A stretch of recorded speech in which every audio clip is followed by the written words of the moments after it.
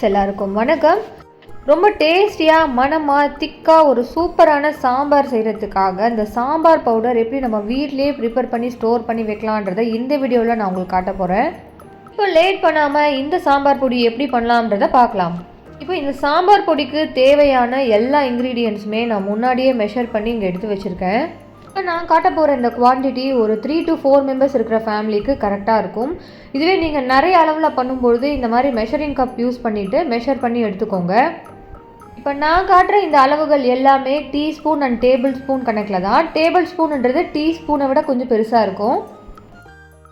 இப்போ நான் இது என்ன குவான்டிட்டியில் எடுத்திருக்கேன்றது நம்ம ட்ரை ரோஸ்ட் பண்ணும்போது பார்க்கலாம். இப்போ ஸ்டவ்வில் ஒரு கடாய் வச்சுருக்கேன்.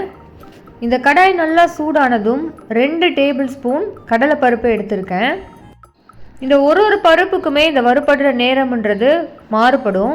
இப்போ கடலைப்பருப்பு எடுத்திங்கன்னா வறுபடுறதுக்கு ரொம்பவே டைம் ஆகும், ஏன்னா அது உள்ள வரைக்கும் வேகணும் அப்படின்றதுனால. ஆனால் துவரம்பருப்பு கடலைப்பருப்பை விட சீக்கிரமாகவே வறுபட்டுரும். ஸோ இந்த ஒரு காரணத்தினால தான் நம்ம ஃபஸ்ட்டு கடலைப்பருப்பை இங்கே ஆட் பண்ணோம்.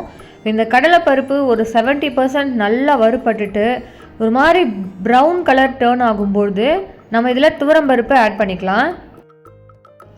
இப்போ கடலைப்பருப்பு லைட் ப்ரௌன் கலரில் சேஞ்ச் ஆகிட்டுருக்கு. இந்த நேரத்தில் 2 டேபிள் ஸ்பூன் துவரம்பருப்பு ஆட் பண்ணிக்கலாம். இது எல்லாமே நல்லா மிதமான தீயில் வச்சு ஃப்ரை பண்ணி எடுத்துக்கோங்க.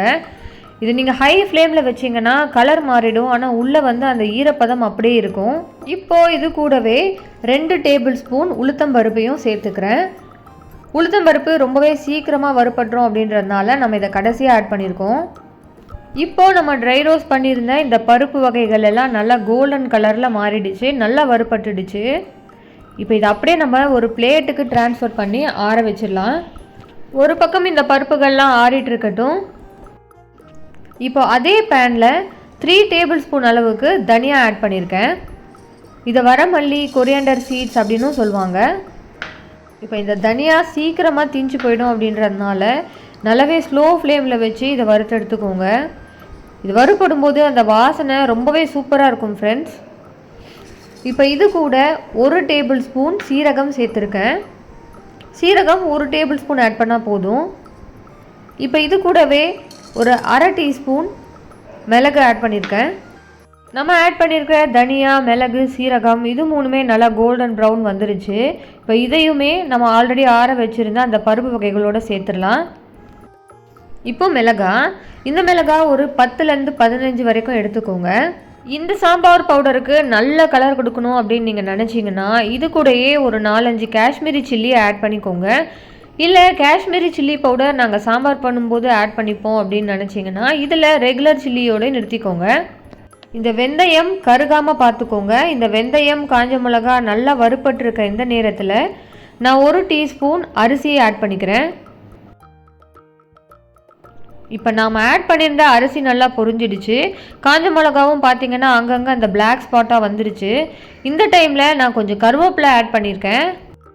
கருவேப்பிலை ஆட் பண்ணுறதுனால இந்த சாம்பார் பொடியோட மனம் ரொம்பவே சூப்பராக இருக்கும். இப்போ பார்த்திங்கன்னா இந்த கருவேப்பிலை நல்லா வறுபட்டு நம்ம கையில் எடுத்து ப்ரெஸ் பண்ணி பார்த்தாலே உடையிற மாதிரி இருக்குது.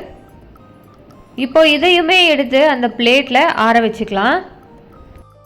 இப்போ இது எல்லாமே வறுபட்டு ஆறிட்டு இருக்க நேரத்தில் நம்ம என்ன பண்ணலான்னா இதை நம்ம எந்த பாத்திரத்தில் ஸ்டோர் பண்ணி வைக்க போகிறோமோ அதை நல்லா வாஷ் பண்ணி ஆற வச்சிடலாம்.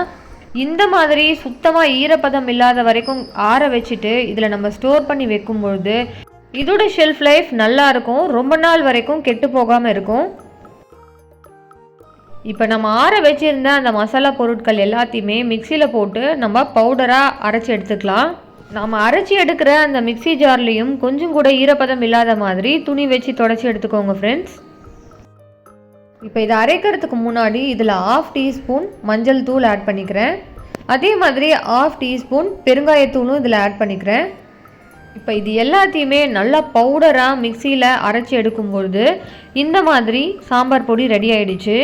இப்போ இதை அப்படியே மிக்சிலேருந்து எடுத்து ஸ்டோர் பண்ணி வைக்காமல் ஒரு தட்டில் பரப்பி ஆற வச்சுட்டு நம்ம எதில் ஸ்டோர் பண்ணி வைக்கணும்னு நினைக்கிறோமோ அதில் ஸ்டோர் பண்ணி வச்சுக்கலாம். நீங்கள் இதே ரெசிபியில் காஷ்மீரி சில்லி பவுடர் போட்டு அரைக்கும் பொழுது உங்களுக்கு கலர் இந்த மாதிரி கிடைக்கும். இப்போ நான் பண்ணி வச்சுருந்த இந்த ஹோம்மேட் சாம்பார் பொடியை வச்சு பண்ண சாம்பார் தான் இது.